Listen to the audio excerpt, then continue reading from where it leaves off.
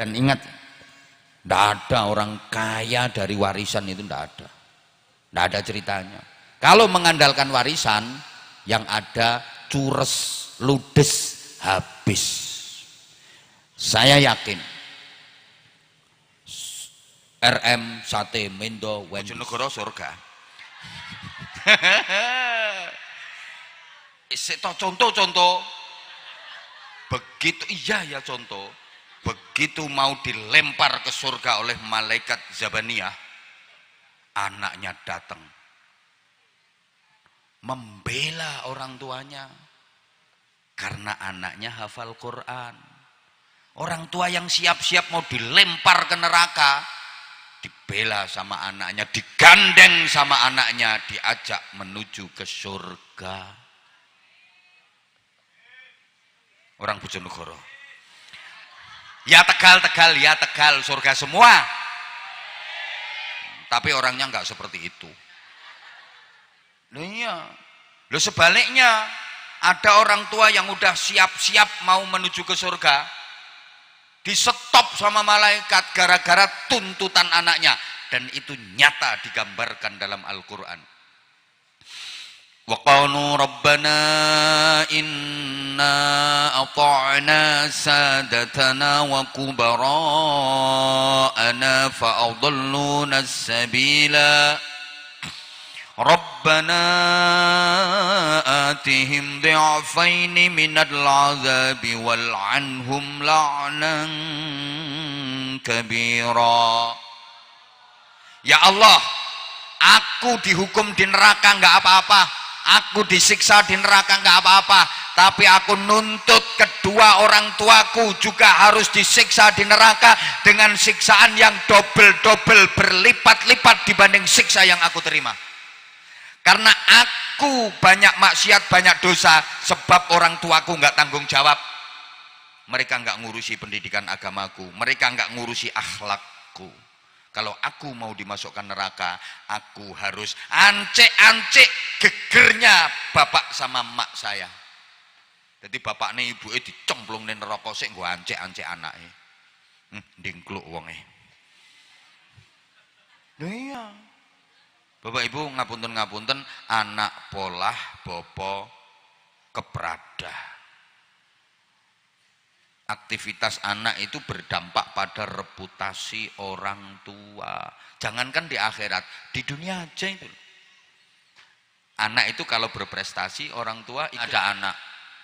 Sekolahnya pinter, peringkat 1 terus, dia ngajinya juga bagus, akhlaknya baik sama orang itu, sopan santun, andap asor, tata krama, Masya Allah, baca Qur'annya fasih, sholawatanya enak. Ini orang setegal itu ngomongnya, Masya Allah, putrane siapa itu, putrane siapa? Bapak ibu bangga banget, bapak untune diketokke wae, oleh melaku nganti mereng-mereng ora iso bali. Saking banggane, anakku anak nyong, anakku anak nyong, anakku anak nyong. Saking senengnya, saking banggane. Tapi coba misalnya ada anak udah nggak sekolah, drop out, nggak pernah ngaji, nggak punya etika, nakal, ngerusak. Pokoknya nggak ada mangga itu sempet tua itu nggak ada. Pohon mangga itu dilewati bawah itu kerotok-kerotok rontok semua. Saking nakalnya. Coba. Ya kayak tadi lah sepeda motor itu knalpotnya diblong, weng, bengok-bengok hobine. Wong sak Tegal leh ngomong, Masya Allah, iki delondonge siapa itu? Didelondong kek. Halo? Allah. Yang keempat,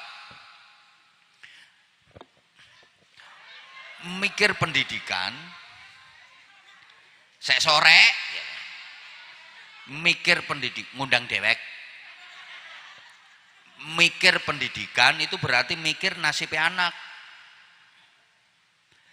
Bapak Ibu, ternyata sebagai orang tua itu haram hukumnya punya anak kok sampai bodoh. Dosa besar orang tua yang punya anak kok bodoh. Punya anak bodoh itu orang tuanya dosa.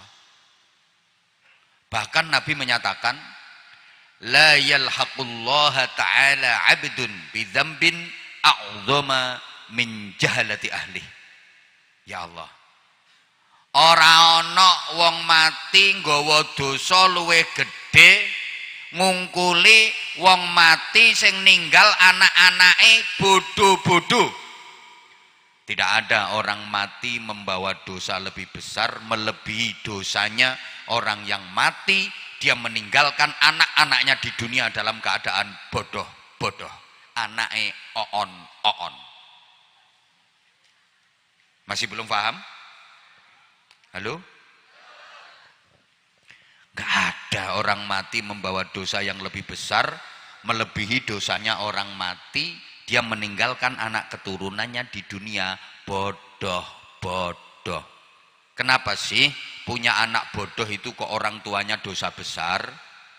Gini Bapak Ibu para jamaah, orang tua nia akhirat.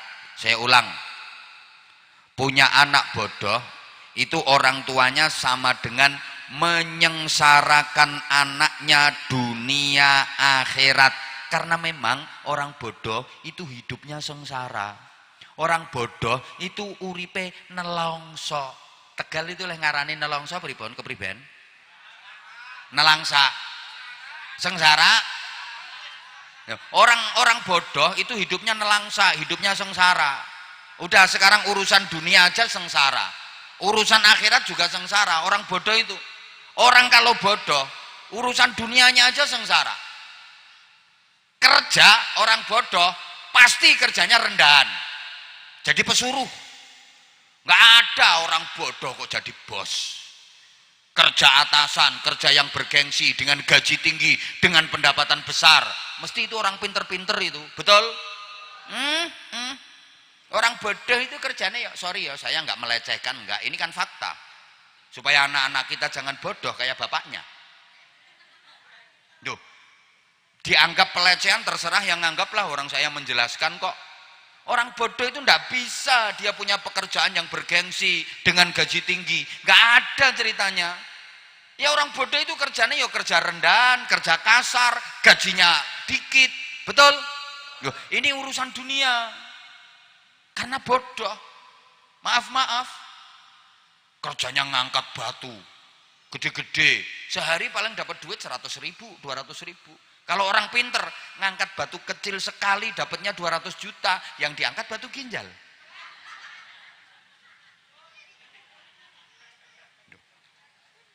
Nah, ada acara kayak gini, orang bodoh itu tugasnya ya angkat-angkat, usung-usung, kasar-kasar itu kerjanya. Yang pinter ngomong sejam hasilnya ketok.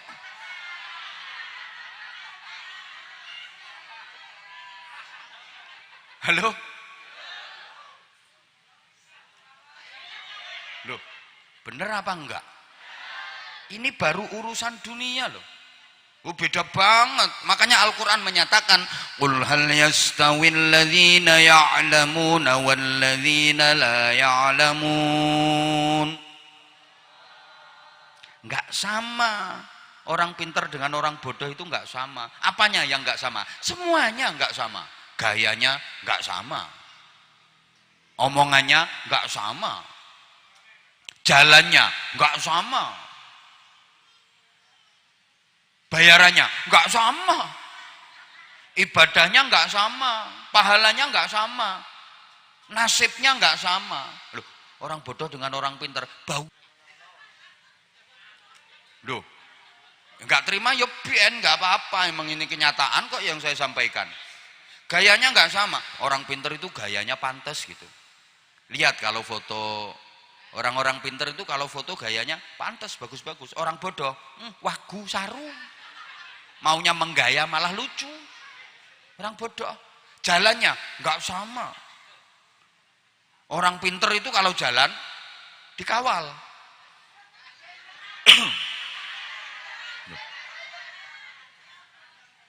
Enggak ada orang pintar jalan sendirian itu. Lihat itu. Bupati, gubernur, menteri, ulama-ulama, enggak ada jalan sendirian, pasti selalu dikawal. Dikawal, didampingi, duduknya enak, kasih suguhan. Lah kalau orang bodoh, melaku ya keluyur. Doprok, dongsong. Ya Allah. Maaf ya, maaf banget. Ya Allah, tidurnya aja nggak sama. Naumul alim khairun min ibadatil jahil. Tidurnya orang pinter lebih baik, lebih dicintai Allah daripada tidurnya orang bodoh. Loh, orang alim, orang pinter itu kalau tidur pakai ilmu. Makanya tidurnya bernilai ibadah.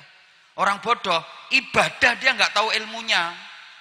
Ketolak ibadahnya. Baca Qur'annya enggak sama. Ayatun min alim khairun wa habu ilallah min juz'in wahidin minal jahil. Orang pinter baca Quran satu ayat itu lebih baik, lebih dicintai Allah daripada orang bodoh baca Quran satu juz. Nah kalau orang pinter baca 10 ayat ya sama kayak orang bodoh 10 juz. Makanya orang-orang pinter, kiai-kiai itu jarang khataman Quran, takut kebanyakan pahala. Paling bagian Fatihah sama doa. Yang suruh baca Quran ya santri-santrinya yang bodoh-bodoh itu. Halo? Loh, nggak adil dong. Masa ini yang bodoh baca Quran dapat 10 juz.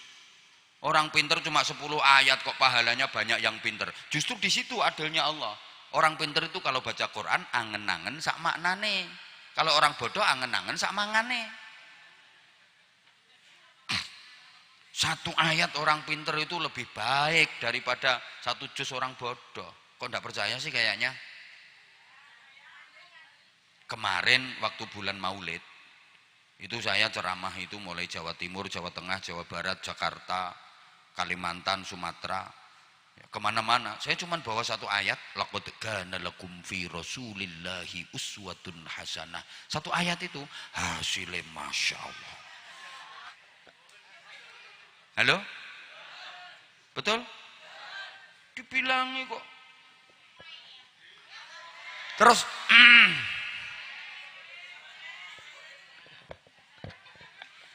apalagi urusan akhirat. Wong bodoh kuwi nelangsa urusan akhirat. Tak kasih contoh ya. Salat itu urusan akhirat. Pahalanya salat itu tergantung sambungnya hati ke Allah. Ada orang salat mulai pertama niat bareng takbiratul ihram. Allahu akbar sampai terakhir salam. Assalamualaikum warahmatullahi. Assalamualaikum warahmatullah. Kok hati ini sambung terus sama Allah, pahalanya full 100%. Ada orang sholat mulai pertama niat bareng takbiratul ihram sampai terakhir salam, sambungnya hati ke Allah kok cuma 50%, ya berarti pahalanya separuh karena sambungnya cuma separuh. Ada orang sholat mulai pertama niat bareng takbiratul ihram Allahu akbar sampai terakhir salam sama sekali nggak ada sambungnya ke Allah, ya lumayan, ya pinter gelem sholat tapi pahalanya nol, zong, karena nggak ada sambungnya sama Allah sama sekali. Dia nggak dosa, nggak, udah mau sholat ya udah, tapi pahalanya nol. Kenapa? Nggak ada sambungnya sama Allah.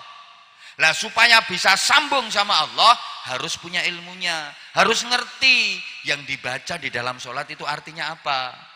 Inni wajjahtu wajhiya lilladzi fataras samawati wal ardu hanifan muslima. Artinya apa?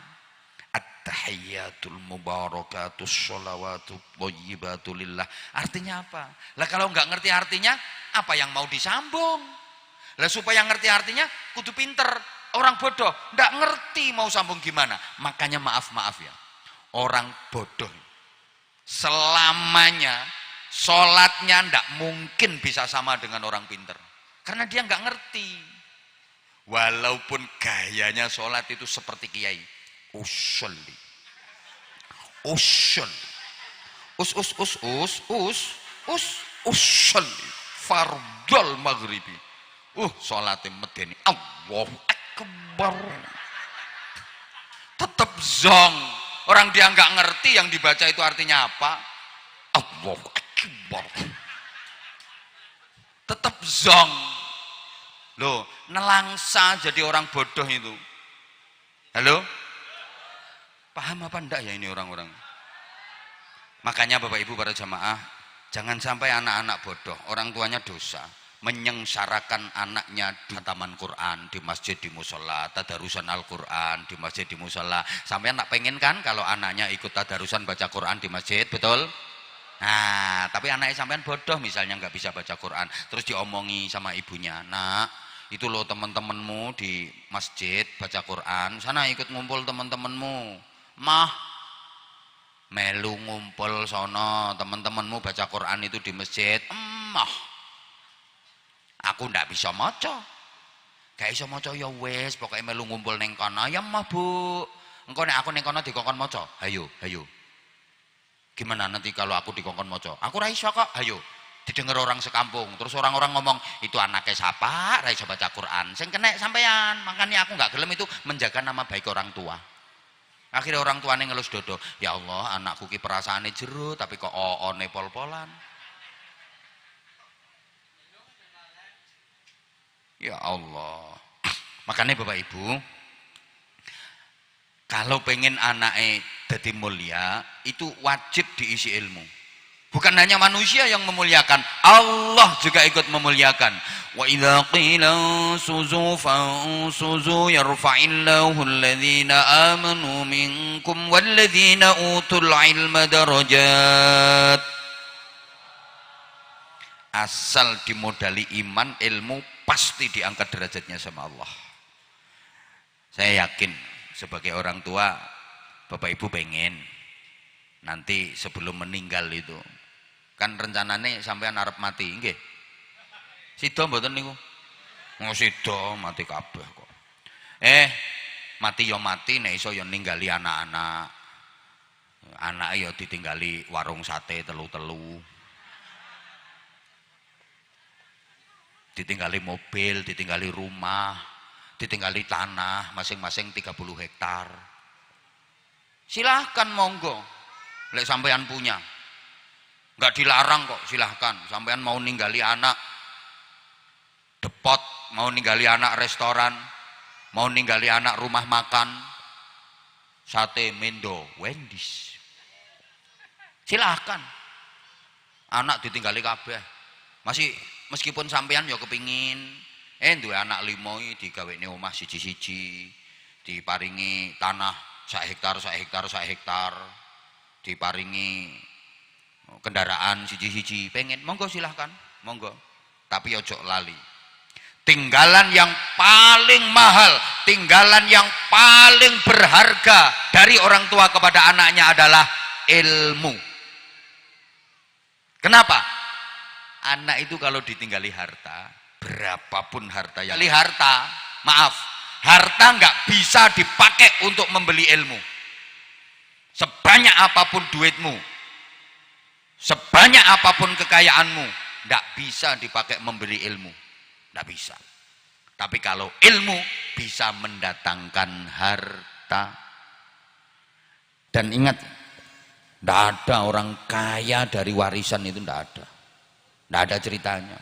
Kalau mengandalkan warisan, yang ada cures, ludes, habis. Saya yakin RM, sate, Mendo, Wendy's, ini bukan karena warisan. Ini makhluknya di sini. Makhluknya di sini. Saya berani yakin saya. Beliau bukan karena warisan dari orang tuanya, ndak sama sekali, ndak. Dulu melarat, rombong, betul, mulane bekas-bekas melarat masih ada sisa-sisanya. Mosok sugih kok koyo ngene modele, masih ada tanda-tanda kemelaratan itu, masih ada. Yakin saya ini bukan warisan, rintisan dari beliau. Jadi orang-orang yang berhasil, orang-orang yang sukses usahanya, itu bukan karena warisan. Kalaupun dulunya orang tuanya kaya, anaknya kok yo kaya, karena memang anaknya digembleng, anaknya dididik untuk bisa mandiri, tidak mengandalkan orang tuanya. Apa namanya, RM, Raden Mas, rumah makan sate Mendoan di sini. Kalau misalnya punya anak, berapa putranya? Setunggal, cucunya 3 ya misalnya.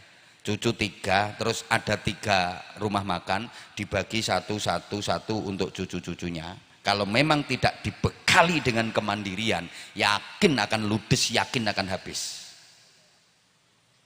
Udah banyak contohnya itu. Kalaupun putranya beliau bisa meneruskan usaha beliau, itu bukan karena warisan, tapi karena memang dididik dan digembleng untuk bisa mandiri. Bukan karena mewarisi orang tua. Pokoknya nek marisi wong tua entek. Tak kasih contoh. Buyut saya punya tanah 100 hektar. Keren, orang kaya. Anaknya buyut saya 10, salah satunya buyut saya. Lah buyut saya berarti dapat bagian 10 hektar. Buyut saya punya anak 10, salah satunya mbah saya. Berarti mbah saya dapat anaknya 10, salah satunya saya dapat bagian 10 meter. Lah kalau anak saya 10, berarti anak saya bagian semeter. Itu kalau warisan. Kalaupun ada yang orang tuanya kaya, anaknya bisa kaya karena memang digembleng sama orang tuanya untuk bisa mandiri. Ojo ngandal ke nyonge, rika, aku, kue. Itu, ini pelajaran bagi putrane ini makhluk ini. Jangan mengandalkan beliau. Ya nanti kalau beliau udah meninggal, kan mau meninggal beliau. Loh siapa yang nggak mau meninggal? Saya juga mau meninggal, tapi duluan Wendy's.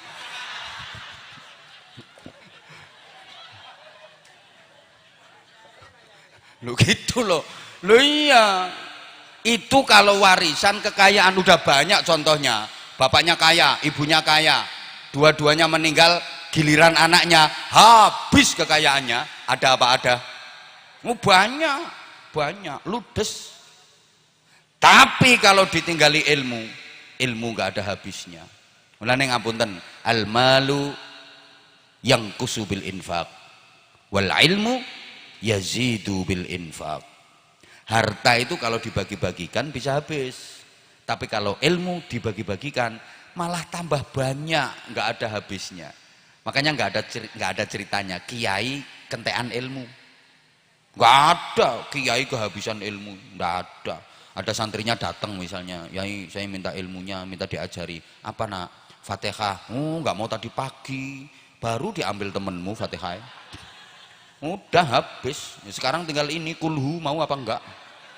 Ini aja kulhu kulaan lawas. Nggak ada kiai kok kehabisan ilmu. Semakin didom, semakin dibagi-bagikan, semakin bertambah. Itu loh.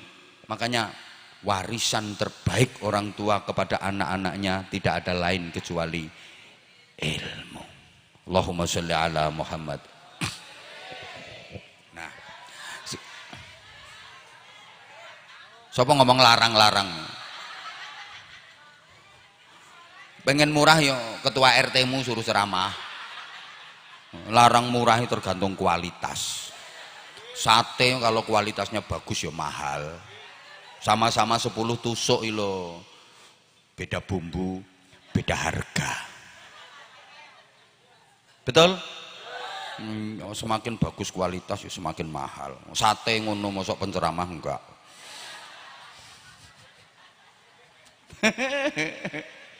Lokal karo internasional yo beda. Yang susah itu kan ilmu dikemas seger itu, ini susah.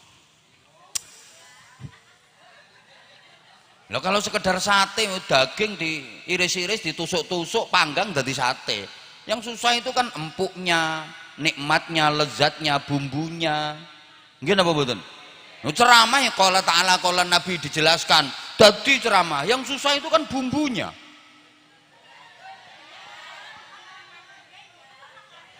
Ya bilangin kok. Makanya saya sering sampaikan, ilmu itu isi bagi manusia yang paling mahal, paling berharga. Orang itu kayak kardus. Kardus itu nilainya kan tergantung isinya. Betul? Ada kardus kecil, tapi dia mulia. disimpan rapi di lemari. Karena apa? Isinya emas. Ada kardus gede, tebel lebar, tapi nasibnya jelek, dibuang di kali karena isinya batang tikus. Nah, anakmu itu diisi emas apa diisi batang tikus? Ya Allah, paham apa enggak ya ini ya? Ya orang itu kayak pelembungan itu loh, kayak pelembungan, balon itu kan sama bahannya. Tapi nasibnya bisa beda. Ada balon itu disebul pakai karbit itu, nyut nyut nyut nyut, melentu gede, tinggi, terbang, mumbul karena isinya karbit. Sini apa ngarani karbit nggih? Apa? Karbit kan? Ya coba kalau diisi karbit, mumbul. Tapi balon disebul karo ababe banseri. Nyut nyut, yo gede melentu tapi ndak bisa mumbul, glimbang-glimbung nang isor. Kenapa? Isinya abab. Lah yang sama-sama balon, sama-sama melentu, sama-sama gede, satunya kok cuma glimbang-glimbung. Lah isinya abab. Satunya kok bisa tinggi karena isinya karbit. Makanya anakmu kalau pengen tinggi derajatnya, anakmu isenono karbit. Yang disebul nganggo karbit anakmu. Loh, karbite anak itu ya ilmu iman itu tadi, gitu loh. Paham kan? Ya udah paham kok. Belum jelasin ngono kok belum pahami berarti on berarti. Ya Allah. Ini terakhir. Ya nanti Wendy's biar ngundang lagi. Gitu loh. Ngono.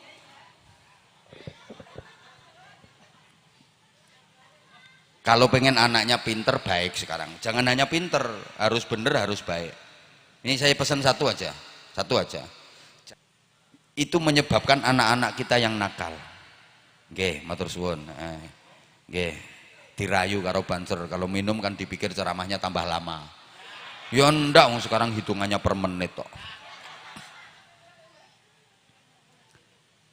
Kelemahan kita itu biasanya nggak suka kalau ada orang nakal. Boleh nggak membenci orang nakal? Kalau minta lanjut harus dijawab. Boleh nggak membenci orang nakal? Membenci orangnya ndak boleh. Kalau membenci kenakalannya harus. Kita harus merubah kenakalan itu kok, fal yughayyirhu biyadih. Kalau bisa dirubah pakai kekuatan. Kalau ndak bisa fabi lisanih, pakai nasihat, pakai omongan. Kalau ndak bisa fabi qalbih, hatinya ingkar, hatinya benci. Wadzalika adhaful iman, dan itu adalah iman yang paling lemah. Halo? Kalau membenci orangnya ndak boleh, membenci kemungkarannya, membenci kenakalannya harus. Ndak setuju dengan kemungkaran itu, nggak seneng dengan nakalnya itu, tapi nggak boleh membenci orangnya. Allahumma sholli ala Muhammad. Bisa membedakan ya? Kok kayaknya kayak nggak paham gitu ya. Membenci kenakalannya oke, tapi membenci orangnya nggak boleh. Harus dibedakan. Kenakalannya memang kenakalan, tapi orangnya kan tetap orang, manusianya kan tetap manusia. Paham? Kayak gini loh ibu, maaf ya. Ibu misalnya dikasih duit sama suami, segebok, ratusan ribu, jumlahnya 10. Berarti berapa? 1 juta. Dan duit itu, duit itu ono teleke. Ada teleknya, kotoran ayam ini loh apa namanya? Tembelek, tak baleni. Deh. Ibu sampean dikasih duit 1 juta sama suami, duitnya ono tembeleke. Kira-kira ini yang dibuang tembeleke tok apa sak duit-duite? Ya tembeleke tok ya dipelirit kok. Tembelek duit. Benci sama tembeleknya, tapi kan nggak benci sama duitnya. Paham? Oke, ibu boleh benci sama tumo. Tahu tumo? Yang ada di kepala itu apa namanya? Tumak. Apa jenenge? Tumak ya. Iya tumak, wong O diganti A ae kok.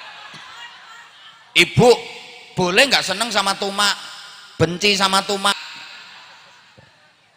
Benci tumae tapi nggak benci sandas-ndase. Paham? Benci kenakalannya tapi nggak boleh benci orangnya, nggak boleh benci manusianya. Nah, kalau kita benci kenakalan plus benci orangnya, ini mengakibatkan anak-anak kita nanti jadi nakal. Hati-hati. Dah nih, saya kasih cerita saja. Nabi itu kan banyak, 124.000. Yang diangkat jadi Rasul ada 313. Yang wajib kita ketahui 25. Yang wajib terus diingat-ingat bahkan disebut terus ada 2. Nggak boleh lupa dan wajib disebut terus 2. Siapa?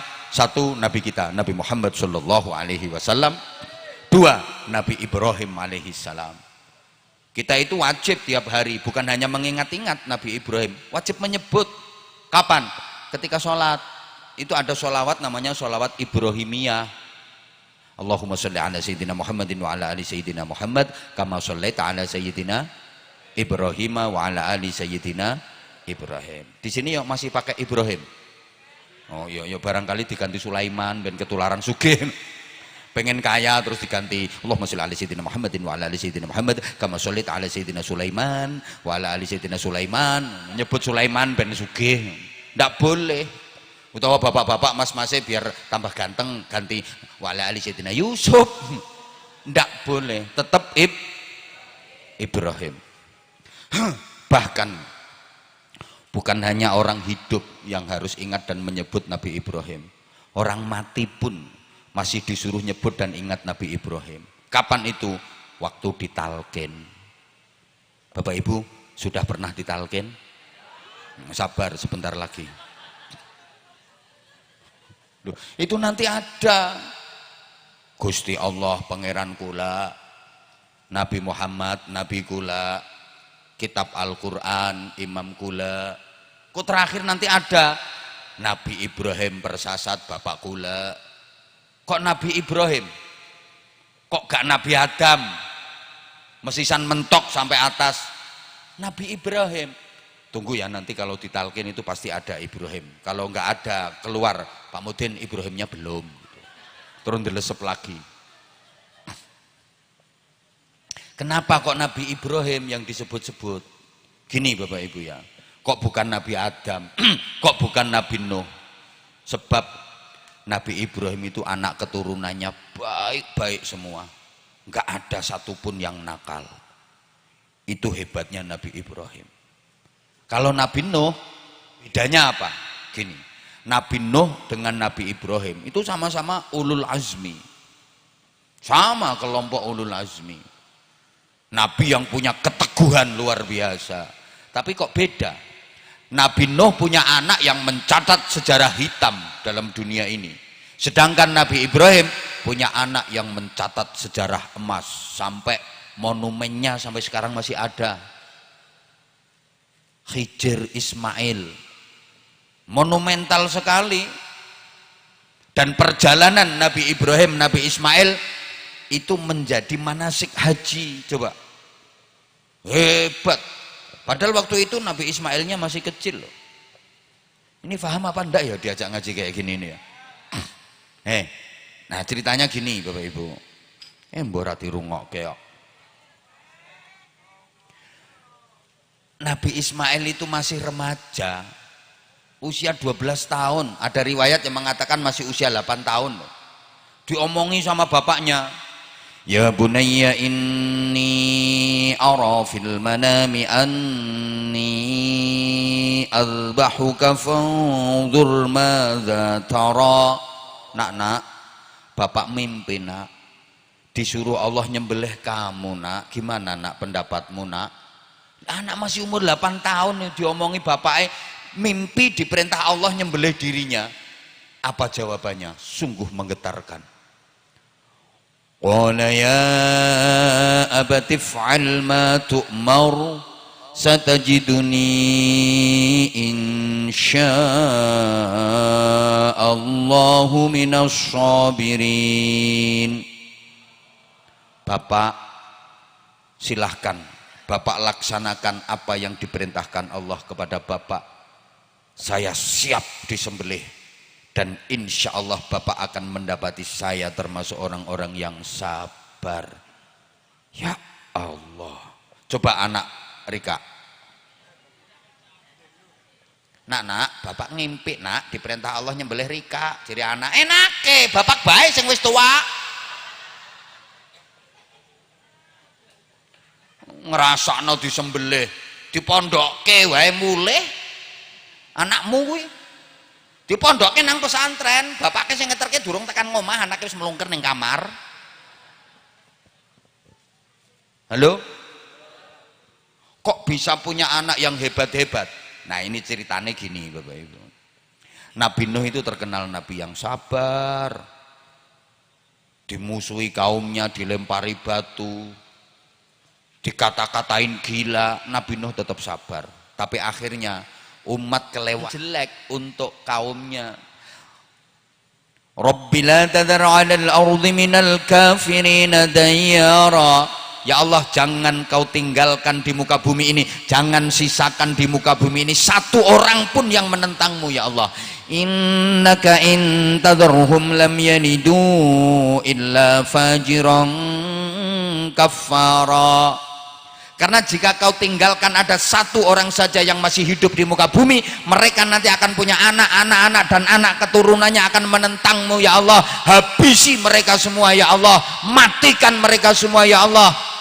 Dituruti sama Allah.